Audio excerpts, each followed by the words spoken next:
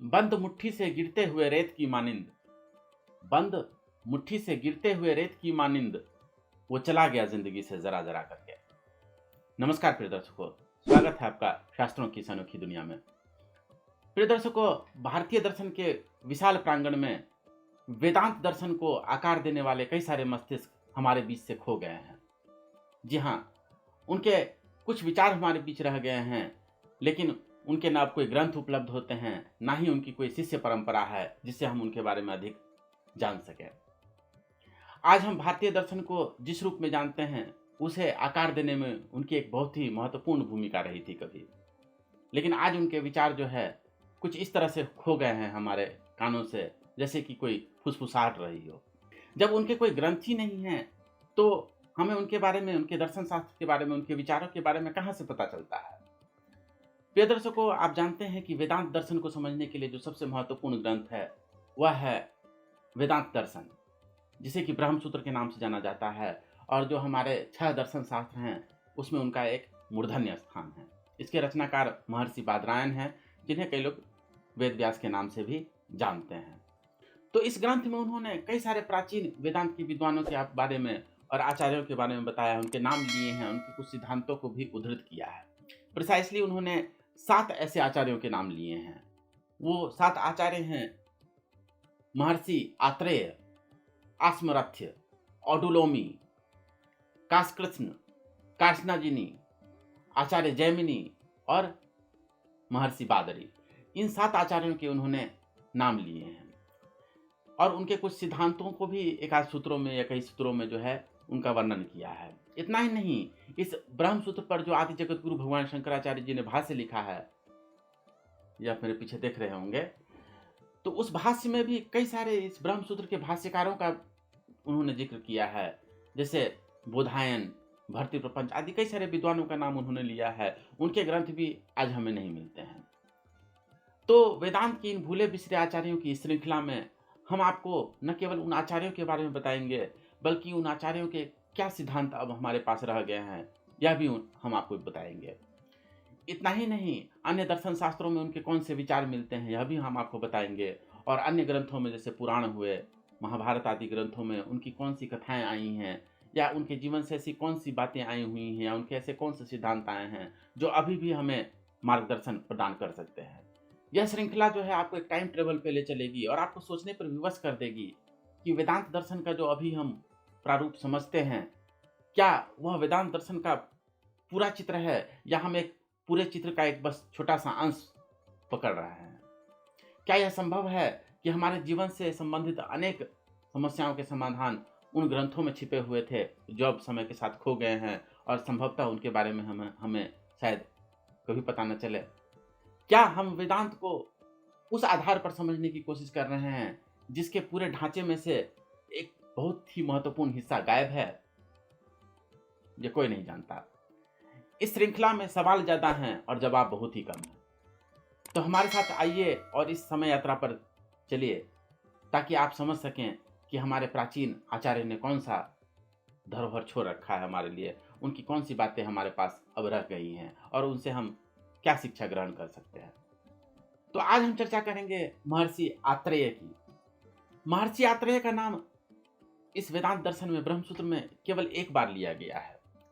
तीसरे अध्याय के चौथे पाद में एक सूत्र आया है, स्वामिनः फलश्रुतेरित्यात्रेयः, इस तरह से कहा गया है। इस सूत्र में जो है महर्षि आत्रेय का नाम लिया गया है और उनका एक दर्शन, उनका एक विचार प्रस्तुत किया गया है। उनका यह विचार था कि वेदों में यह कहा गया है कि जो आदमी कर्म करता है उसी को फल प्राप्त होता है, तो इसीलिए जो आदमी भी यज्ञ आदि जो भी कर्म करेगा उसे वह फल प्राप्त होगा, ऐसा इनका विचार है।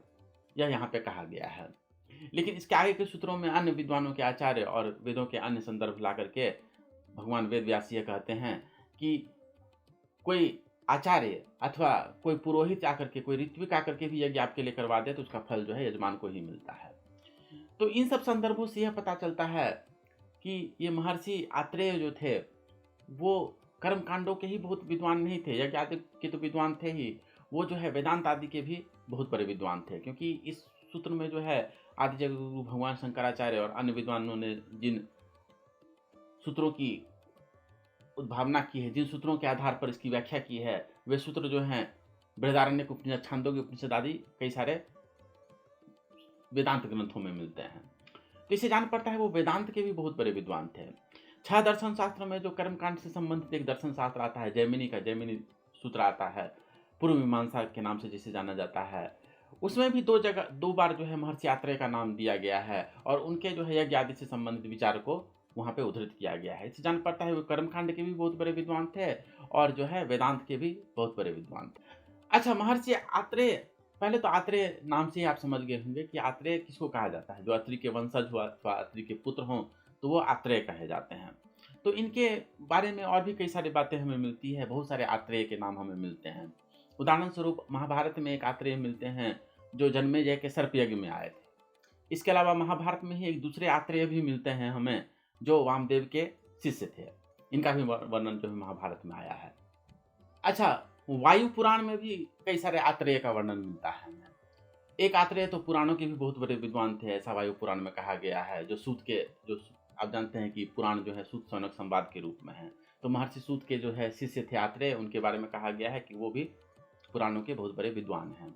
इसके अतिरिक्त जितने भी मनवंतर होते हैं उसमें अलग अलग सप्तर्षि होते हैं। तो कई सारे मनवंतर में कई सारे सप्तर्षि जो थे अत्रि वंशीय थे, तो उन्हें भी आत्रेय कहा गया है और ये कहा गया है कि सप्तर्षियों में भी उनका बहुत विशेष स्थान था। इससे पता चलता है कि जो है ज्ञान के प्रचार प्रसार में उनका एक बहुत ही महत्वपूर्ण योगदान रहा हो। लेकिन इन सब आत्रेयों की अपेक्षा जो आत्रेय जो है मुझे यहाँ सबसे समीचीन जान पड़ते हैं, जो वेदांत की महिमा की जान पड़ते हैं, उनका वर्णन महाभारत के एक अनुशासन पर्व में आया है।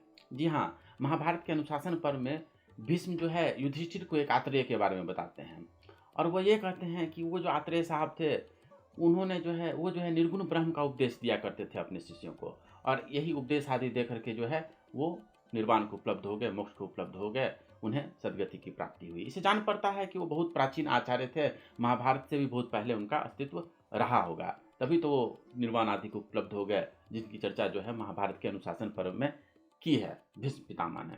तो इससे जान पड़ता है कि वो जो आत्रेय थे वो निर्गुण ब्रह्म के उपासक थे और वो अपने शिष्यों को भी निर्गुण ब्रह्म से संबंधित उपदेश दिया करते थे। क्या उपदेश दिया करते थे, जैसा कि मैंने आपको बताया, इनके कोई ग्रंथ अब नहीं मिलते हैं हमें, इसीलिए इसके बारे में अधिक कुछ नहीं कहा जा सकता।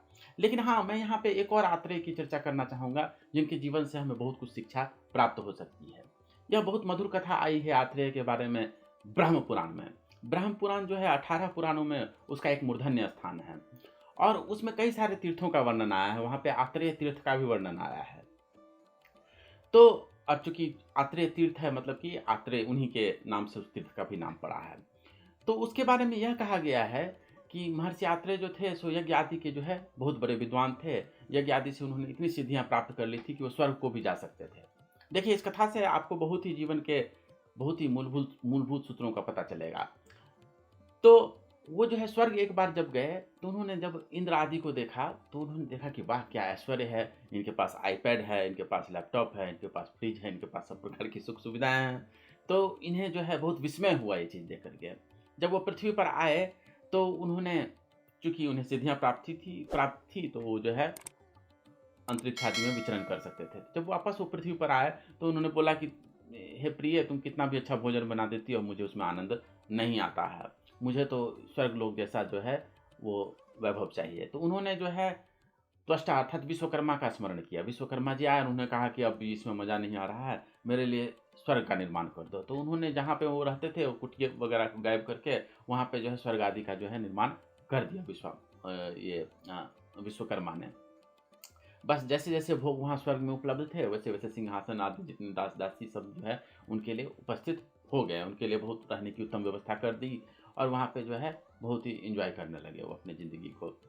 लेकिन कुछ समय बाद ऐसा हुआ कि कुछ राक्षस लोग थे, उन्हें लगा कि ये कौन आ गया है यहाँ पे, उन्हें लगा कि ये इंद्र है।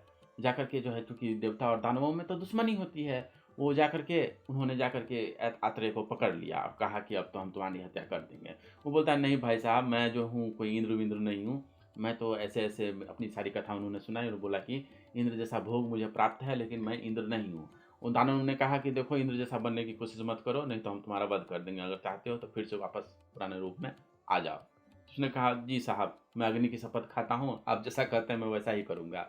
उन्होंने फिर से विश्वकर्मा को बुलाया और उन्होंने कहा कि ये सबको हटाओ, मैं ऐसे ही साधना के पथ से भटक गया हूँ, मुझे ये सब नहीं करना चाहिए, मुझे तो अध्यात्म के मार्ग पे चलना है और लोगों को भी यही शिक्षा देनी है। तो उन्होंने जो है विश्वकर्मा जो है उन्होंने हंसते हुए उन सब चीज़ों को गायब कर दिया। उनका कुटी वापस से स्थापित हो गया। वो अपने पर्णकुटी में जैसे रहा करते थे अपने आश्रम में, वैसे ही रहने लगे। एक बार देवराज इंद्र आए, उन्होंने कहा कि तुम्हारा नाम बहुत अजर अमर हो जाएगा, तुम्हारा नाम जो है हमेशा बना रहेगा। इस तरह से उन्होंने आशीर्वाद दिया। तो यह जो है इनकी कथा यह बताती है कि भोगों से मन में तृप्ति नहीं आती है, और जितने आप भोगों को निर्माण करते जाते हैं उतना जो है आपके जीवन में समस्याएं भी आती जाती हैं। एक राई भर जितना आनंद लेने के लिए जो है एक पहाड़ जितना दुख उठाना पड़ता है कई बार। तो यह भी उनके जीवन से एक वैराग्य की शिक्षा और जीवन के वास्तविक जो वेदांत है उसकी शिक्षा उनके जीवन से मिलती है। यह कथा ब्रह्म पुराण में आई हुई है। प्रिय दर्शकों, कई बार शब्द हमें उतना प्रभावित नहीं करते जितनी कि कई सारी कथाएं हमें प्रभावित कर देती हैं। तो महर्षि आत्रेय का न केवल शब्द ही महान शिक्षाओं से भरा हुआ था, बल्कि उनका जीवन भी महान शिक्षाओं से भरा हुआ था। इनके और क्या विचार थे, यह अब समय की धारा में खो गए हैं। समय की आंधी ने, समय के धूल ने जो है इनकी जीवनी को और इनके विचारों को, इनके सिद्धांतों को जो है ढक दिया है। अब संभवतः उसे जान पाना हमारे लिए संभव नहीं है, लेकिन फिर भी हमें जितनी बातें उनके बारे में ज्ञात हो सकती है उससे भी हमें जीवन के बहुत सारे मूल्यवान सूत्र प्राप्त होते हैं। तो प्रिय दर्शकों, आज हमने आपको महर्षि आत्रेय के बारे में, उनके जीवन के बारे में और उनके सिद्धांतों के बारे में उपलब्ध जानकारियाँ आपके सामने रखी। इस श्रृंखला में हम ऐसे ही भूले बिसरे आचार्यों के बारे में आपको बताते रहेंगे, उनके उच्च स्तरीय दर्शनों के बारे में और उनके जीवन से संबंधित भी अनेक घटनाओं के बारे में हम आपको बताते रहेंगे। तो हमारे साथ बने रहिए शास्त्र पर, और शास्त्रों की बात को इसी तरह से शास्त्र प्रमाण के साथ जानने के लिए बने रहें शास्त्र पर। आपका बहुत बहुत धन्यवाद।